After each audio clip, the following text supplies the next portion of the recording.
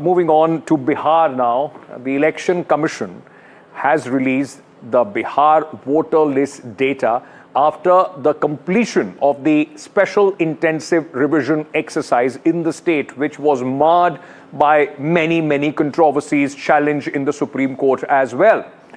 Now, what the numbers suggest that now the data reveals that there are about 7 crore 42 lakh voters as far as Bihar is concerned.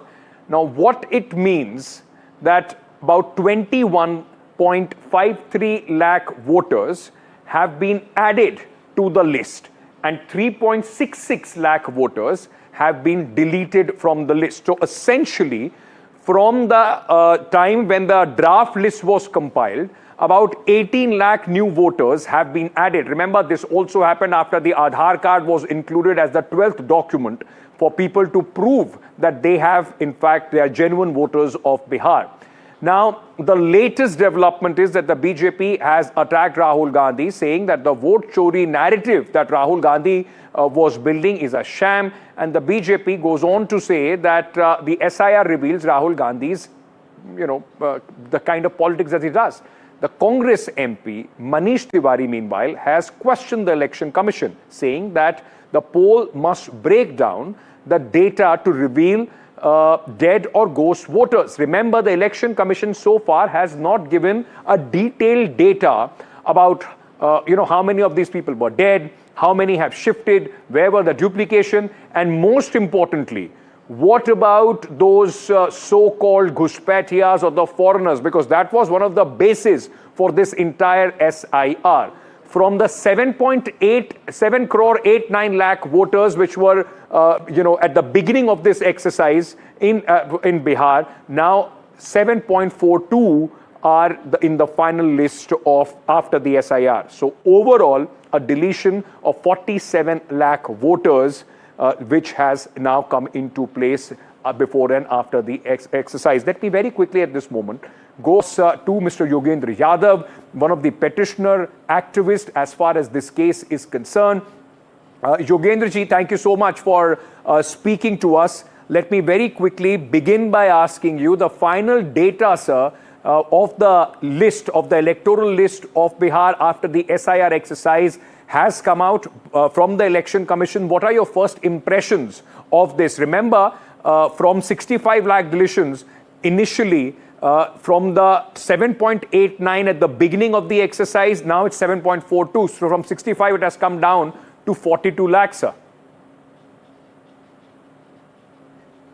Ankit, on the face of it, it would look like a relief because there was an apprehension that already 65 lakh people have been excluded, that the number would go up further, that it would lead to mass disenfranchisement.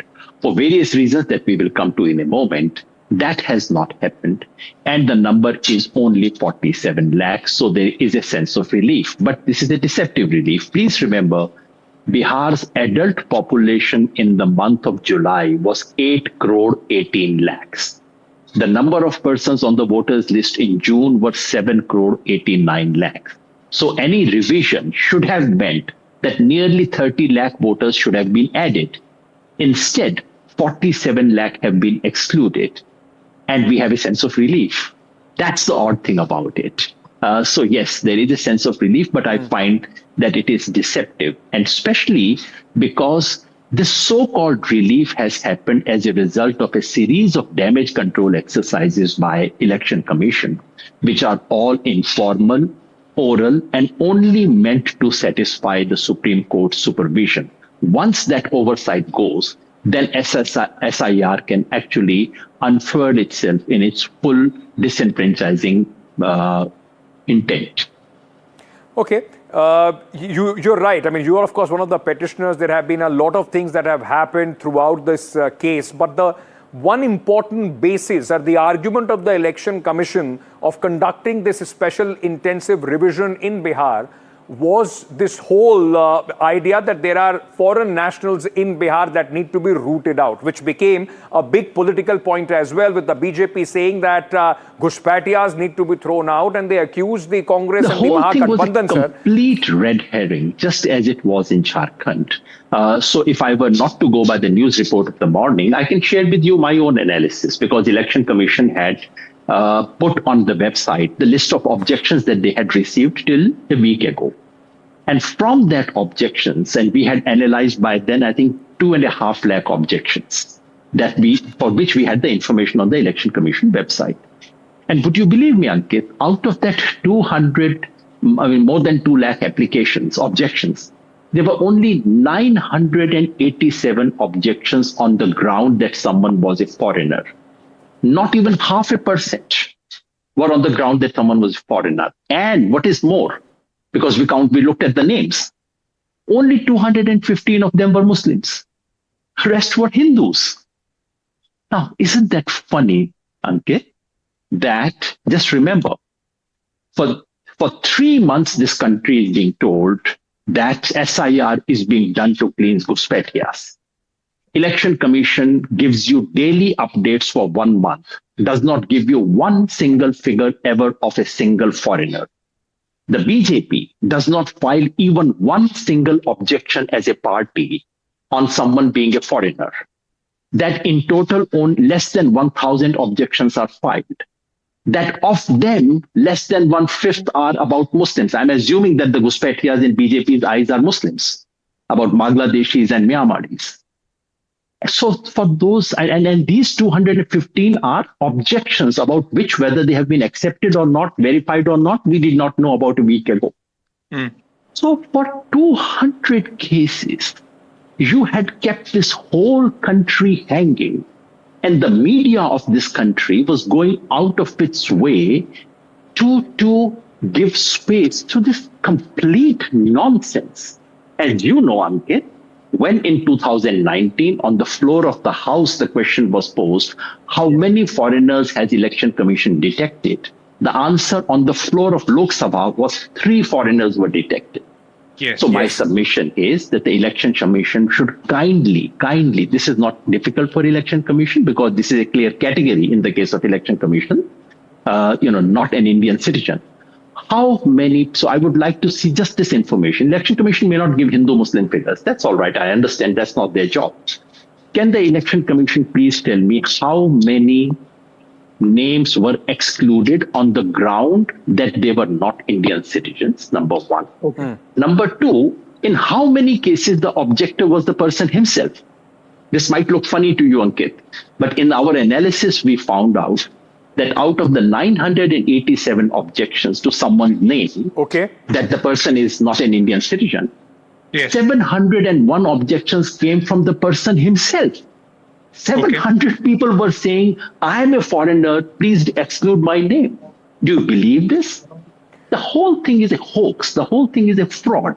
So we will have to wait, sir, for the detailed data to come in. But since you are also one of the petitioner in the case, you had raised objections, challenged the exercise in the Supreme Court. There is a final hearing that the court is going to, in fact, all the petitioner and the Election Commission will have an opportunity to present their side, and then the decision is going to come. Before that, can I ask you, after this entire exercise in Bihar, what are the lessons which have been learned from this exercise for the country?